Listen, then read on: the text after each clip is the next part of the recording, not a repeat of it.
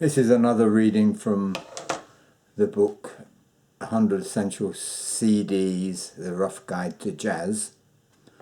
And I had to take my glasses off for this one because the writing is so small. And this one is number 46 out of the 100. And it's Herbie Hancock's Headhunters. And it's produced on Columbia in 1997. And it's got Hancock on keyboard and synthesizer, Benny Maupin on reeds and alto flute, Paul Jackson on electric bass, Harvey Mason on drums, and Bill Summers on percussion. And I listened to this on YouTube, as I usually do, and there they were listed with a lot more instruments than they are here, each playing. And so for this this reading here, I think you need to get out your genre dictionaries, because it goes on and on about the different genres, and if you don't know what they're talking about, you might find it very confusing. Anyway, jumping straight in. Fusion has received a great deal of bad press, much of it richly deserved. A few of the genre's infamous progeny can usually be listed here: mindless pyrotechnics, guitar heroics, bland overproduction, strap-on synthesizers, and a wholesale lack of swing are only some of the downsides. But the last decade has seen a useful reconsideration of the pros and cons of electric jazz and its original exponents, and fusion's footprints are cropping up in lots of unusual places. Herbie Hancock was a member of Miles Davis's legendary 1960 quintet, and he made a batch of excellent acoustic recordings for Blue Note, collected on the 6 CD set Complete Blue Note 60s Sessions.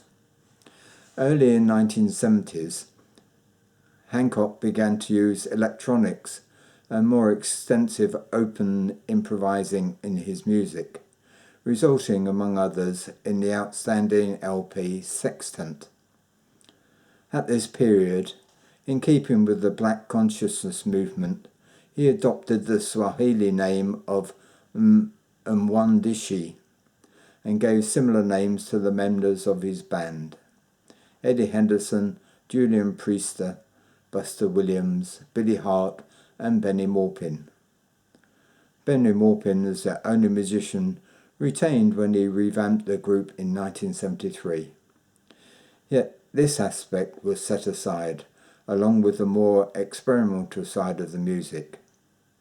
It was with Headhunters, which became the highest selling record in history jazz shortly after it was released, that Hancock succeeded in breaking through to a mainstream crossover audience the way Miles had wanted to with his electric bands.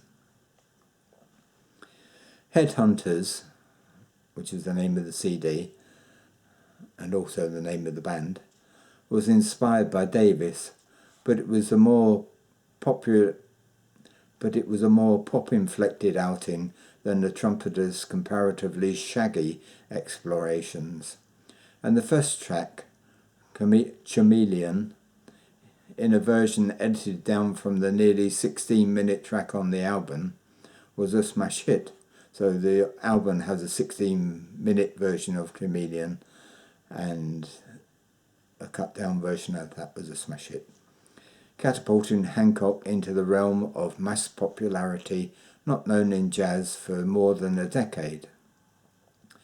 In hindsight, Chameleon is also a terrific, durable piece of music, an insightful merger of 1970s street sounds and new jazz, as layered as Philo dough, with carefully orchestrated production and a punchy drum recording.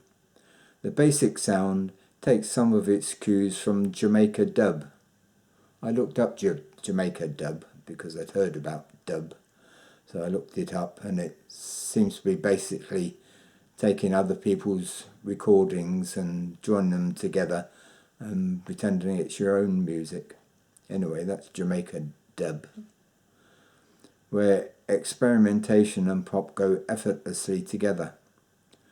On the extended take, Benny Maupin's chiselled tenor sax and Hancock's oozing keyboard are grafted into a sonic cyborg. Hancock takes a slightly ultra-synthesizer solo, culled right from the Sun Ra sourcebook. Meanwhile, slight changes in the mix give an edgy, late psychedelic flavour to bassist Paul Jackson and the drummer Harvey Mason's hardcore soul groove. One thing this record makes clear is that the best of fusion is not, as often misreported, a jazz rock phenomenon, but is instead a jazz funk thing. On the deeply funky Sly, named after the funk master Sly Stone, a central influence on Miles' electronic music, a slinky opening spills into a bubbling cauldron of modal funk with the extensive expressionistic soprano sax solo and the leader's trademark post-Tynan chords on Rhodes electric piano. I listened to Sly on this CD and it sounded like a load of rubbish to me. All terribly bitty, and then suddenly this Hancock solo appears out of nowhere and seems to be totally unrelated to the tune, if that's what it is, but it seems the right mess. And nothing like Sly and the Family Stone, which is very, very basic bass, playing very, very basic chords. Nothing like that at all. Anyway, that's Sly. Hancock picks out a meters-ish chicken scratch rhythm on Watermelon Man, updating his 1962 soul jazz jukebox hit, whose follow-up, Cantaloupe Island, was a source of pop sample for the group US3 in 1997. Vein Melter is this slow jam. Maupin's bass clarinet is bathed in Hancock's synth washes. Bill Summers providing running commentary with percussion details. Slick as hell, but gritty and grimy too. Headhunters is a record that put acid and light jazz on the map. It also puts most of that dribble to shame. Well, it's a bit of a mixture to my mind, this Headhunters thing.